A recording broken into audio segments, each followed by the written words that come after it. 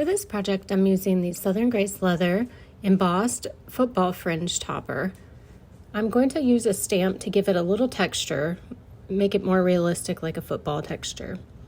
So I wet the leather and then I am just stamping it all over, not really any pattern, just kind of stamping it all over, giving it a nice texture.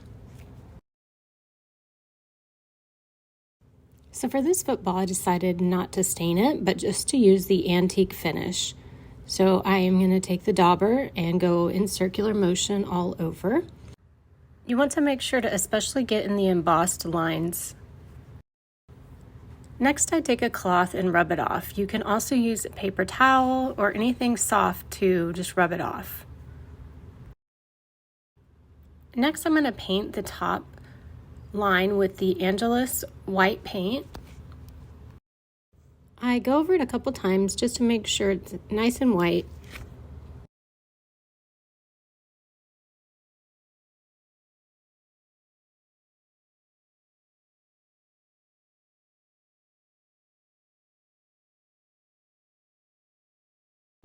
I decided to make the embossed lines just a little darker by using a very fine tip paintbrush and some black paint and just going over it just a little bit more.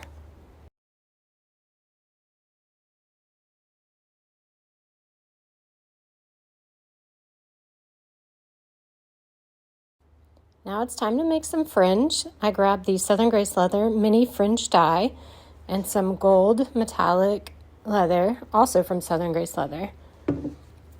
I'm also using a black from Southern Grace leather. It is the black rock and roll. Both of these leathers are great for fringe.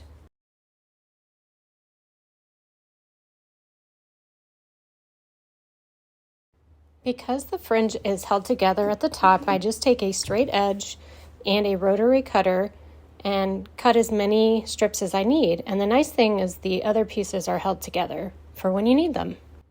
Now it's time to put the leather finisher on top. I'm just using a regular brush and going over the entire piece with the EcoFlow Super Sheen leather finisher.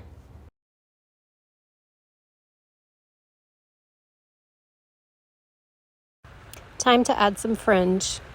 I put the two ends together and stick them through the loop, and then I pull. You'll see me kind of work through the leather a little bit, pulling it, mushing it together, just kind of getting it on there nice and tight. And I just do this for the remainder of the fringe, and you're just going to have to kind of work with it a little bit because you have to squish them just a little bit to get them on there.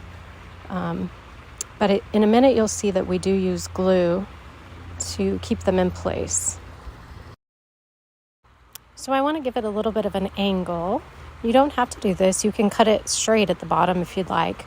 I just take a flat straight edge ruler and my rotary cutter and create an angle. If you have customers that prefer the longer fringe, you can use the regular fringe die from Southern Grace leather. All right, now on to gluing. I'm just putting a dot on each of the knots and just rubbing it in. Once it dries clear, so you don't have to worry. I do dab it off just a little bit. Adding the glue will just help it stay in place. Time to add the hook. The die does cut the hole at the top, but since I painted it, I went ahead and made sure the hole doesn't have anything obstructing. And then I added the hook with the flat needle nose pliers. Let me know what you guys think. Hope you like it. Subscribe below.